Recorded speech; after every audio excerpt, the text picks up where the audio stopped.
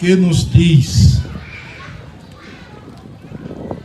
e em nenhum outro há salvação, porque também debaixo do céu nenhum outro nome há dado entre os homens pelo qual devamos ser salvos. Meus queridos, dentre outros textos que foram lidos nesta noite, eu tenho uma parte para vocês também. Nós temos aqui um texto.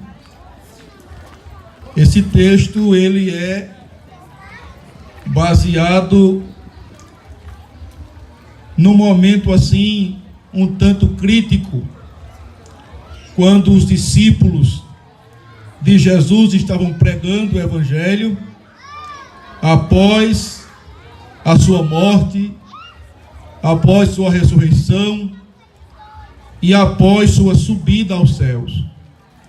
E os discípulos pregando o Evangelho, algumas autoridades vieram impedir que eles pregassem o Evangelho. Mas os apóstolos, eles não podiam parar. E por algumas razões. Primeiro, porque se eles tivessem parados de pregar o Evangelho, nós também não participaríamos desta bênção da salvação.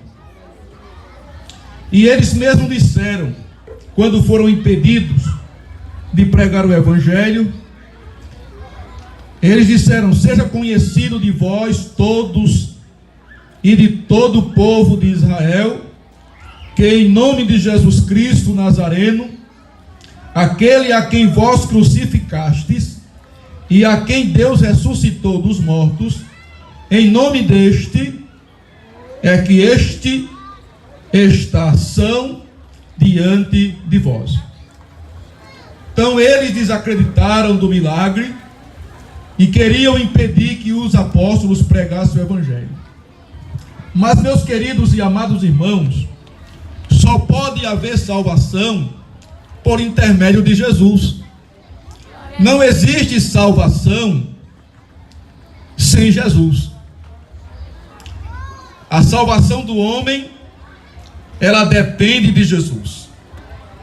Até porque existe uma outra coisa interessante, é que através da morte de Jesus e da sua ressurreição, foi dado a oportunidade de um homem receber a vida de Deus.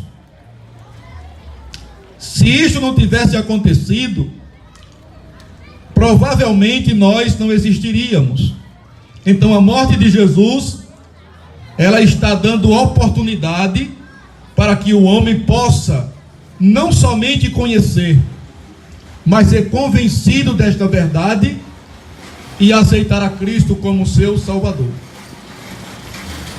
Meus queridos, existem alguns passos que são necessários para o homem se chegar a Deus. Não é difícil, é muito fácil. O primeiro passo que o homem deve tomar para que possa receber a salvação de Cristo é reconhecer, através do Evangelho de Cristo, que é pecador. Foi exatamente por causa do pecado que Cristo veio ao mundo. Se o pecado não tivesse entrado no mundo, Jesus não precisaria morrer. Daí a primeira razão de Jesus ter morrido na cruz do Calvário e oferecer-se em sacrifício pela vida do homem. Foi exatamente por causa do pecado.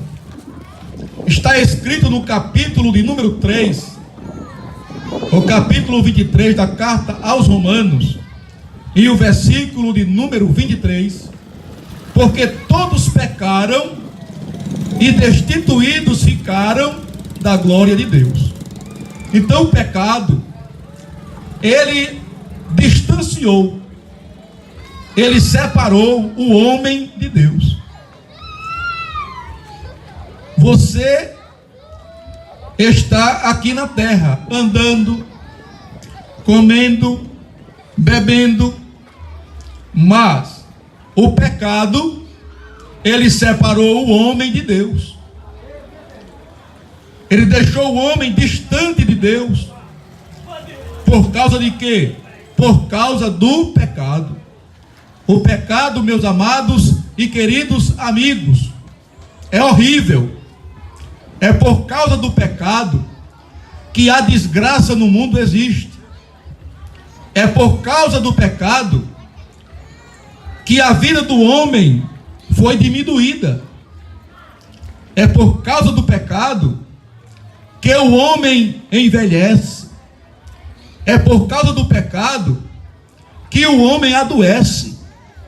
É por causa do pecado que o homem se escraviza nos vícios, seja ele quais forem.